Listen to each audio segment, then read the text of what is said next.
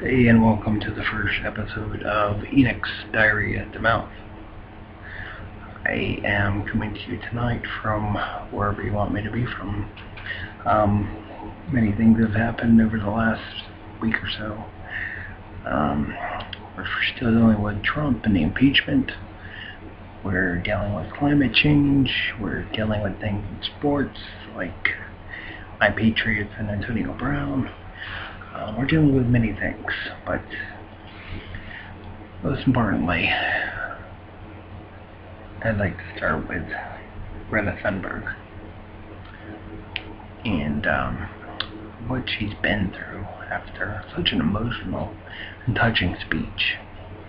To be gone after by these two idiots.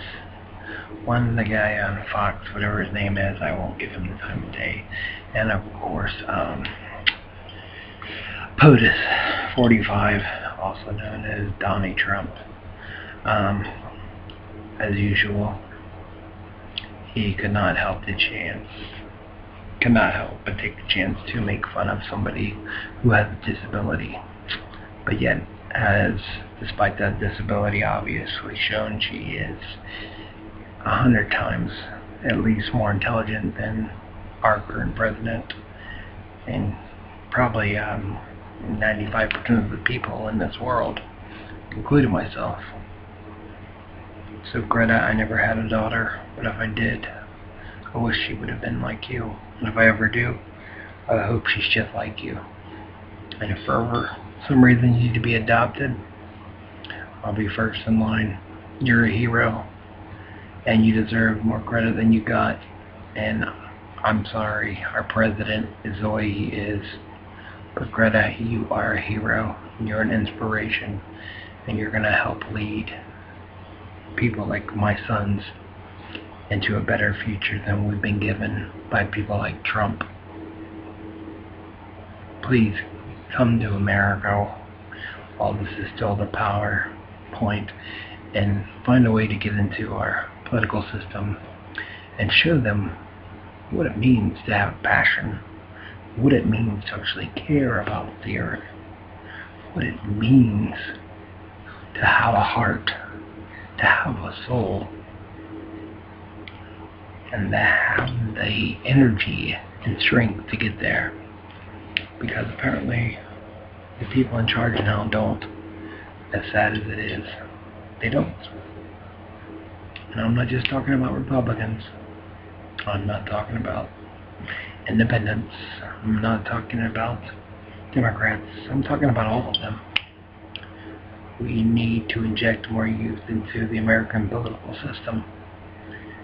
It controls the world at this point, and all we're doing is going further and further down the rabbit hole. And one day we're going to become so deep that we'll never find a way back out. And before that happens, I hope people like Greta, AOC, Kamala Harris, Cory Booker, and others find a way to make their path towards the top of this country, because we are a dying empire. Whether Trump or the rich people want to admit it or not, we are dying fast. The strong, proud, Christian, white, right-wing groups are dissipating, which is probably a good thing. I mean, it is a good thing. But we need somebody to fill that vacuum, fill that space before it's too late, before they just refill it with some other garbage. And what I think we need is to have a better split as far as people's cultural backgrounds go. By that I mean how many Christians do we need running this country? I mean, how many Southern Baptists do we need running this country? We need a more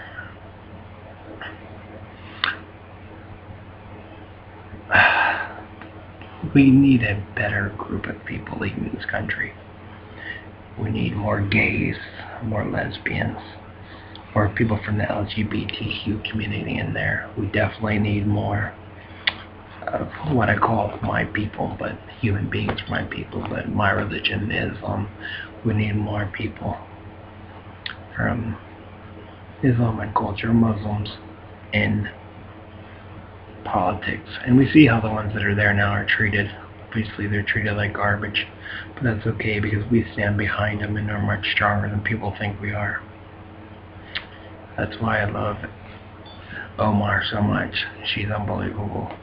Such a small lady, such a powerful heart and soul, stronger than me, stronger than most men out there, stronger than Arnold Schwarzenegger at his prime. And I believe we need more Hispanic, definitely more African Americans, obviously. We need more people of the Jewish faith, the true Jewish faith. We need more Asian people. We need a better group that represents who America truly is. Because a bunch of old white people are not who we are anymore. We are far more than that. We have grown leaps and bounds beyond that. And the fact that we're still run by rich old white men makes me sick. And if it doesn't make you sick, it should. Because it's leading us, like I said, farther and farther down the rabbit hole. And eventually, we're going to be too deep to find our way out. And then what are you going to do? The only option is going to be to turn this over to a different group of people. And the only group I see that has the ability and the strength to do that right now is Islam. And maybe that is better for the nation. But I'd much rather share it with people of Christian backgrounds, with people of atheist backgrounds, with people of agnostic backgrounds, with people of Seventh-day Adventist background, with people of the Jewish faith. We need what Martin Luther King called the Rainbow Coalition, and we need that now. We cannot wait any longer. The time to act is now. Look, Trump had his chance, and unfortunately Obama had his chance. When Obama was in there, I was so happy. I was so happy just because I wanted every young African American boy or girl to know that one day they could grow up and be the president. And Barack did that. But at times he was scared. He let them bully him around too much. And that's one reason why I don't like Biden. Biden has done nothing to show that he will do anything. He has no real agenda, no real plan. We need a president who has a plan. That's why right now, truly, and they may not have a chance, and they probably won't because they don't have the political backing, I truly back Kamala Harris, and I know he's far behind, but I recently read this book, It's United by Cory Booker. I didn't know much about Cory Booker until I read this book. Let me tell you, this guy, he is something. Talk about a background.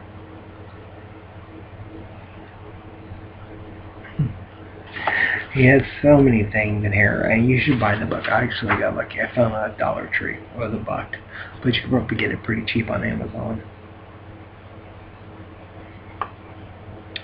He has family members, ancestors that were white, and of course you can tell by Cory. You can tell he is mixed, or the current certain TV show has been on air and definitely trying to push itself. He has both white and black backgrounds, and he's actually has an ancestor that was part of the group that fought against ending slavery, and he has ancestors that were part of the group that wanted to end slavery. And he has slaves in his past that led rebellions. And he has an amazing father. He has one quote in here, and I love it. I highlight everything in my books that I really like. I'm an avid book reader. I go crazy. I buy basically every book I see I can afford. And in here, he says, where is it? His father at one point, he was riding high, he had a degree, he was going to a great school. I can't remember the school exactly right now, but it doesn't really matter. What his father told him was this: son, don't you dare walk around this house like you hit a triple, because you were born on third base. And that's to a man who was born dark-skinned. A man who people called black growing up. A man who didn't have what we white people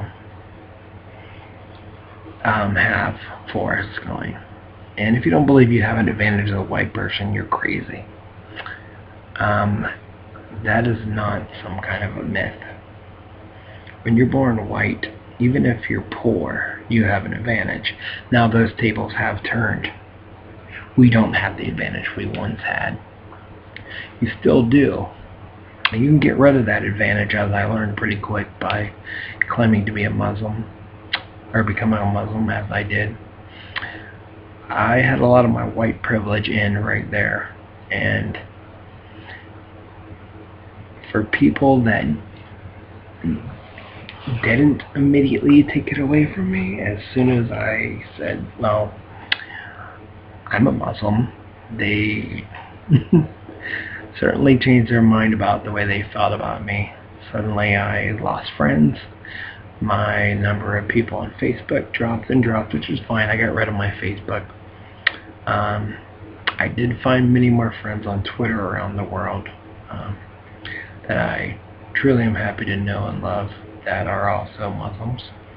And I've found a couple of other white former Christians born in America that took what we refer to as the Shahada, a proclamation that there is one God only, and Muhammad was his last prophet.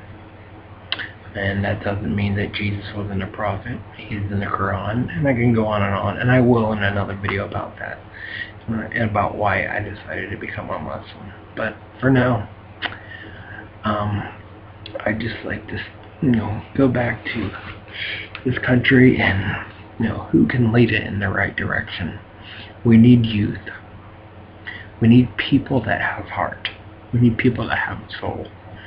We need people with Greta's heart and Greta's soul that are old enough and that are American citizens to run.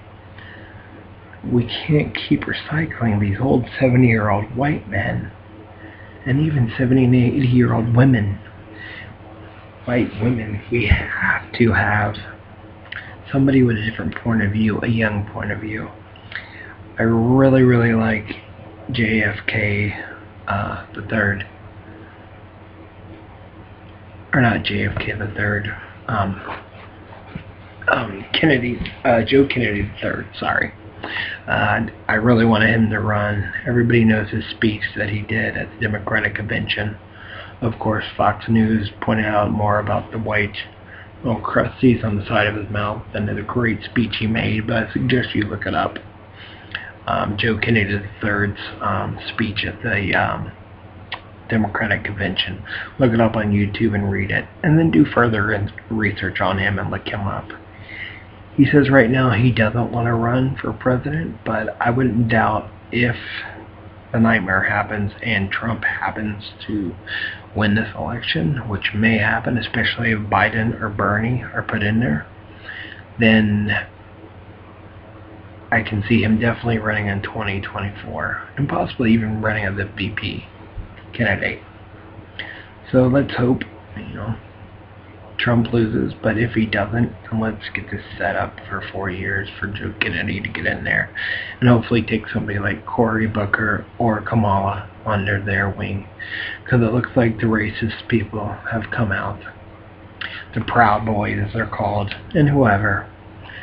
And of course, Trump is bashing people that actually have good intentions, like Antifa. Antifa is not the monster that people make them out to be. But of course, Trump wants you to believe that. So he lets other people like the Proud Boys come out there and tell you how great they are. And that's just bullshit. Sorry if kids are listening, you don't want to hear that.